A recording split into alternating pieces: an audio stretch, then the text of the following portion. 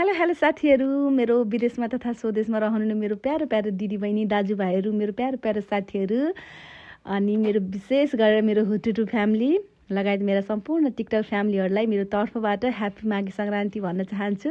So यो video voice over गर्दा गर्दै एडिट गर्दा गर्दै साँझ हुन्छ होला साथीहरू। आज म पसलमा छु, भिडियो एडिट गर्न भोइस ओभर गर्दा टाइम लाग्छ नि त। सो साँझ हुन्छ होला मैले भिडियो अपलोड गर्दासम्म। तैपनि मेरो तर्फबाट ह्याप्पी माघे सङ्क्रान्ति ढिलै भए पनि मेरो सम्पूर्ण साथीहरूलाई।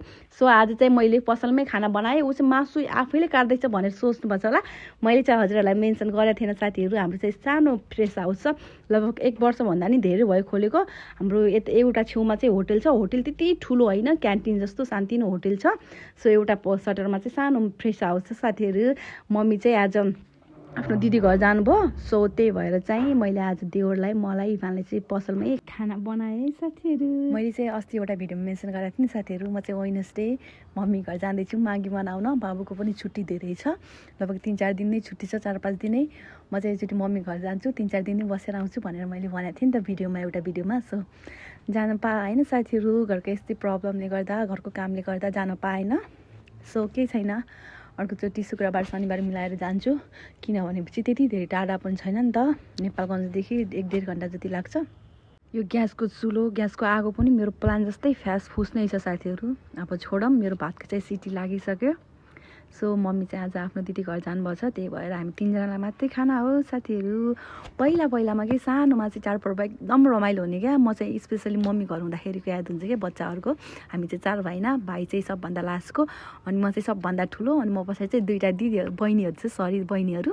सो हामी चाहिँ मम्मीले चाहिँ यस्तो भन्ने क्या, बिहानै उठेर चिसो पानीमा नुहाउनुपर्छ, नबोलेर नुहायो भने चाहिँ आफूले मागेको उइसहरू पुरा हुन्छ, आफूले मागेको उइसहरू जे मागेको छ त्यो पुरा हुन्छ भनेर भन्नुहुन्थ्यो क्या। भाइ चाहिँ सानो, अलि ठुलो भनेको म, अनि मेरो पछाडि 2टा बहिनीहरू। हाम्रो चाहिँ कम्पिटिसन हुन्थ्यो साथीहरू, मम्मी सँगसँगै उठेर चिसो पानीमा नुहाउने, नबोलेर। अनि त्यसपछि चाहिँ तिलका आएको तापनि अझ खोला नजिक हुनेहरू चाहिँ खोला नजिक हुँदाखेरि चाहिँ ग्रुपै बनाएर जाने क्या नुहाउन साथीहरू। अनि आन्टीहरूसँग यति रमाइलो हुन्थ्यो साथीहरू। मम्मीहरूले लड्डु बनाउने, गाउँघरतिर त यति रमाइलो हुन्छ नि त, लड्डुहरू बनाउने, मिठाईहरू, तिलको त्यो भुजाको मिठाईहरू यति रमाइलो हुन्थ्यो साथीहरू। तर बिहे भइसकेपछि आफ्नो हस्बेन्ड, आफ्नो बुढा साथ नभयो भने चाहिँ माइत जान त्यति मलाई त्यो नेचुरल लाग्दैन क्या। मम्मी घर जाम हुँदैन, इभन काम परेर मात्रै जान्थेँ क्या। म चाहिँ तिहारमा पनि गएन, आफ्नो बुढासँगै भयो भने चाहिँ जानु मन लाग्दैन कि, बुढासँगै घुम्न गइन्छ, कहाँ गइन्छ भुलिन्छ।